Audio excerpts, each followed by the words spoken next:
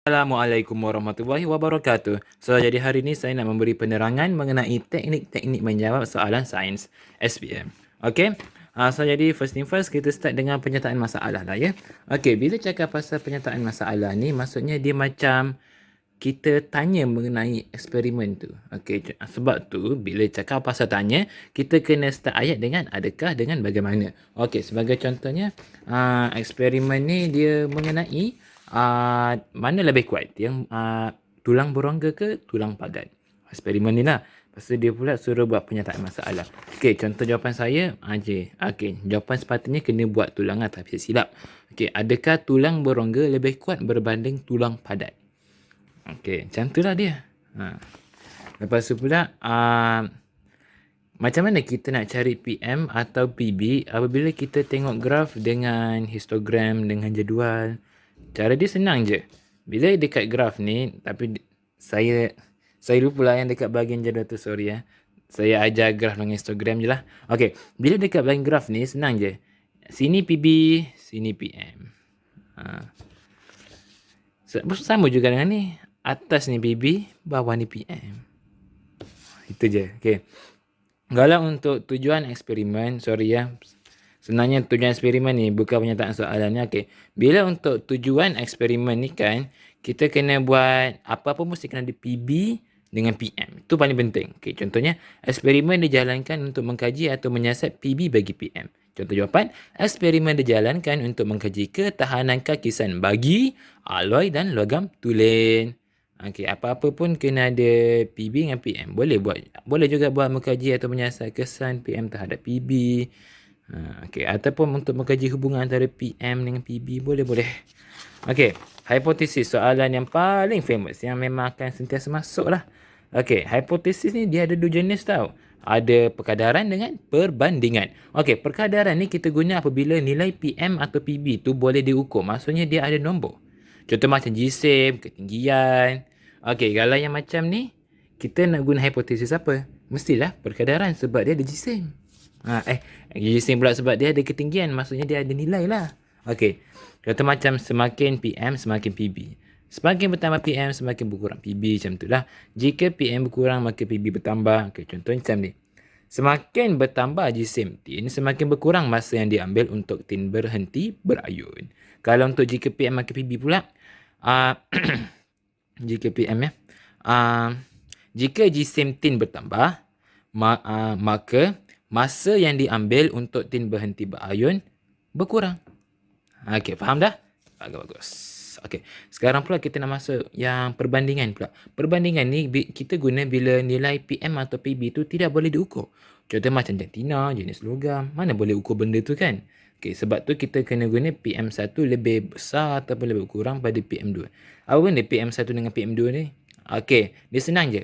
Dalam eksperimen kita mesti ada guna dua jenis PM yang berbeza kan. Contoh dalam eksperimen ni paku besi dengan paku keluli. Jadi paku besi ni PM1, paku keluli ni PM2. Paku besi lebih cepat berkarat daripada paku keluli. Lebih cepat berkarat is dia punya PB lah. Okey. PB bagi PM1 lebih daripada PM2. Contohnya macam ni. Pengaratan is dia punya PB, bagi paku besi is dia punya PM1 lebih cepat. Lebih cepat daripada paku keluli, which is dia punya PM2 lah. Okey. Apa-apa pun pantang larang dia jangan sesekali buat PM mempengaruhi PB bagi hipotesis. Jangan buat. Janganlah buat. Okey. Ada juga soalan dia akan tanya cara mengawal PM atau PB. Cara mengawal PM atau PB ni kita kena ambil maklumat daripada jadual dan soalan dari eksperimen. Contohnya macam soalan ni lah. Dia eksperimen mengenai pengoksidaan. Okey. Contoh macam ni. Bergerak balas, apakah dia punya PB? Saya buat warna hirisan apple di akhir eksperimen.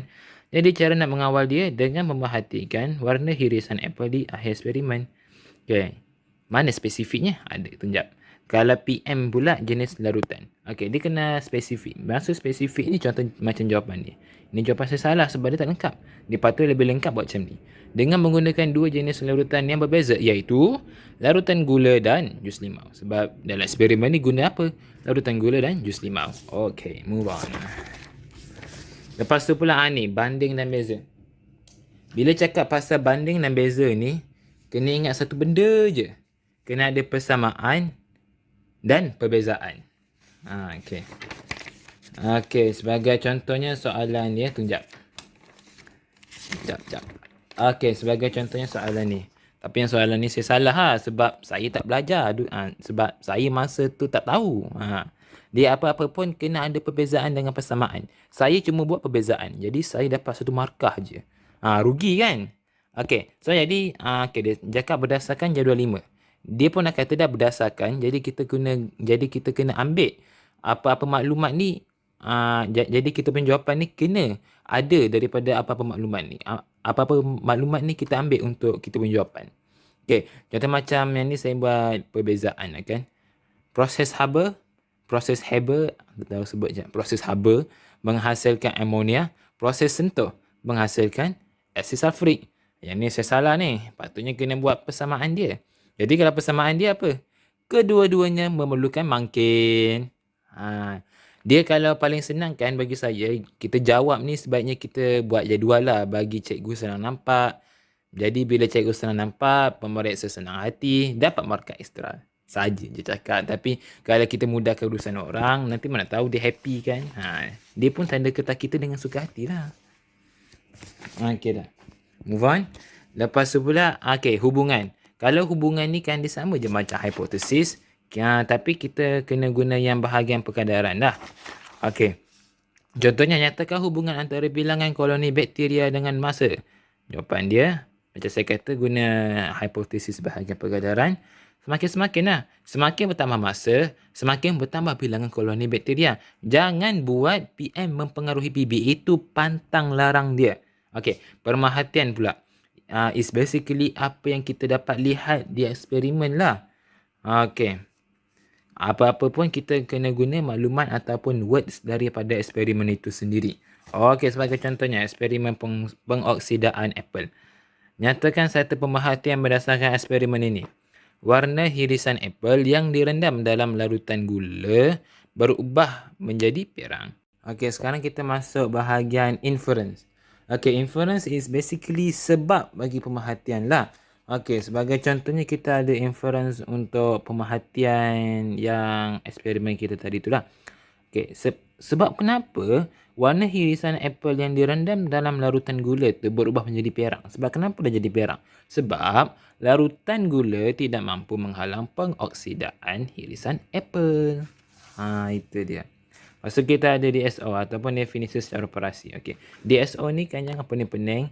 Okey, dia ada formula dia sendiri, iaitu benda yang diuji plus adalah plus bahan proses keadaan prinsip, ataupun kalau untuk bakteria ke untuk mikrob kan letak mikrob yang menyebabkan atau menghasilkan atau boleh juga buat menunjukkan PB apabila terangkan operasi ataupun kaedah eksperimen itu sendirilah.